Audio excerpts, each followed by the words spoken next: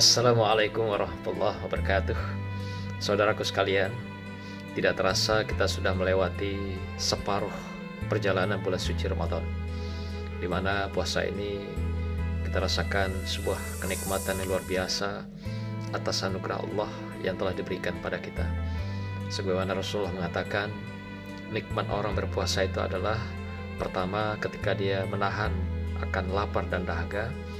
Kedua, nikmat ketika saat berbuka tiba.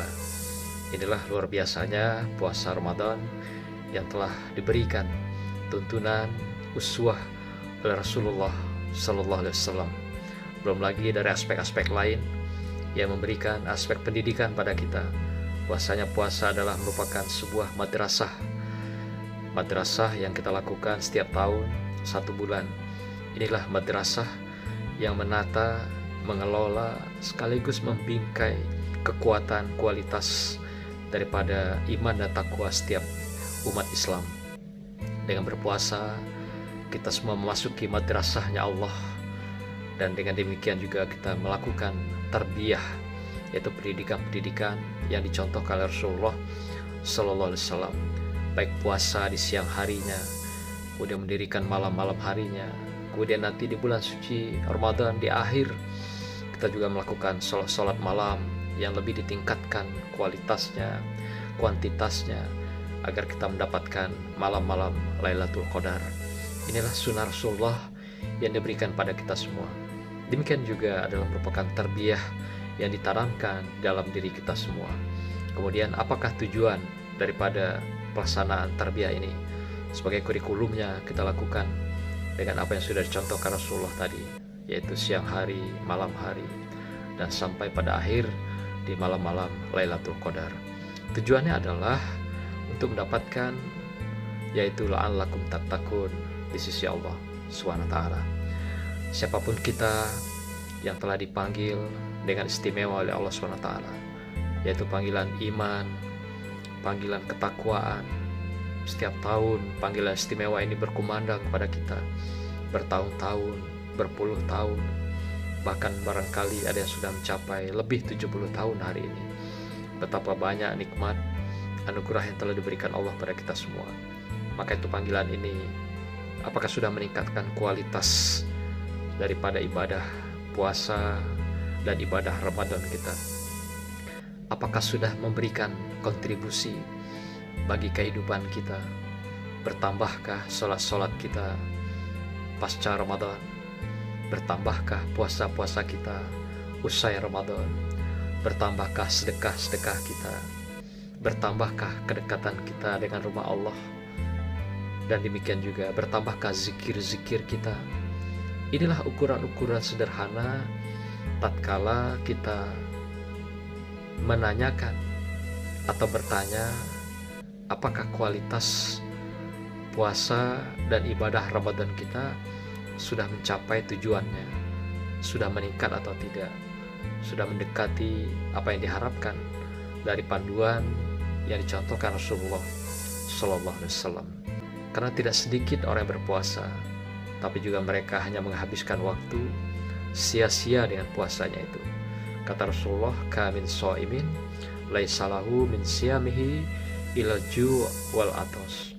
Betapa banyak mereka yang berpuasa, tapi mereka tidak memperoleh apa-apa dari puasanya itu, kecuali hanya lapar dan dahaga. Ini adalah karena puasa yang dilakukan tidak meninggalkan hal-hal yang subhat, tidak meninggalkan hal-hal yang mubah, dan tidak mengejar hal-hal yang sunat. Hanya semata-mata berpuasa, menahan lapar dan dahaga, menahan hubungan suami istri. Tetapi mereka mengabaikan hal-hal yang kecil. Seperti misalnya setiap hari ini kita hidup dengan media sosial, era digital. Tiap hari kita menerima forward dari teman kita, saudara kita, dari manapun dia, dari sahabat-sahabat kita dalam komunitas. Tapi kita tidak tahu apakah yang di-forward oleh teman-teman itu adalah hal yang benar, adalah hal yang baik, dan adalah hal-hal yang memang dapat dipertanggungjawabkan informasinya. Ternyata apa yang disampaikan di forward kadang-kadang juga adalah tidak sedikit berisi ujaran kebencian, fitnah, adu domba, dan juga itu yang dikenal dengan hoax di dalam media sosial. Lantas kita melakukan lagi forward ke teman-teman yang lain, ke komunitas yang lain. Apa yang kita sampaikan itu boleh jadi hal-hal yang merugikan orang lain, yang sifatnya mencemari nama baik orang lain, yang sifatnya menjatuhkan nama-nama, demikian juga kedudukan posisi orang lain. Sehingga dengan demikian, ketika kita melakukan forward kepada orang lain, berarti kita mengirimkan hal-hal pesan-pesan yang bersifat dosa. Maka itu jadilah dosa-dosa yang kita forward itu adalah dosa-dosa jariah. Dan dosa jariah ini kalau kita lakukan dalam bulan suci Ramadan, dan saat kita berpuasa, kita ikut menebarkan dosa di sepanjang kita melaksanakan puasa Ramadan. Ini dikatakan kita tidak menjaga hal-hal yang subhat, tidak menjaga hal-hal yang mubah, dan juga kita berada dalam gelimang terkenal dengan ghibah. Ghibah dilarang oleh Allah SWT, baik itu tentang kebaikan saudaranya, apalagi keburukannya. Justru akan menghilangkan pahala daripada puasa-puasa yang kita lakukan.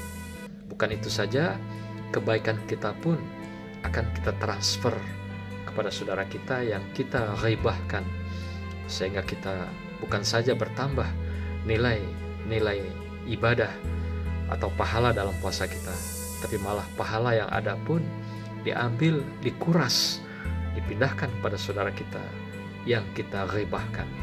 Oleh karena itu, marilah kita jaga puasa kita, ibadah Ramadan kita, agar betul-betul sebulan kita masuk dalam madrasahnya Allah ini dengan tarbiyah, pendidikan terhadap nafsu kita, terhadap perut kita, terhadap hal-hal yang berkenaan dengan syahwat-syahwat kita.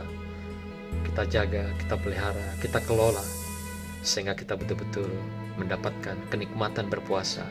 Di siang hari kita tahan lapar dan dahaga, sore hari kita berbuka menikmati rizkinya Allah, nikmatnya Allah. Di samping kita mendapatkan pendidikan mental, moral, spiritual, selain juga kita mendapatkan kesehatan secara biologis di setiap harinya, baik sepanjang bulan suci Ramadan hingga akhir bulan suci Ramadan dan pasca Ramadan. Semoga kita diampuni dengan kita melaksanakan ibadah Ramadan pada tahun yang berbahagia ini. Barakallah. Wassalamualaikum warahmatullahi wabarakatuh.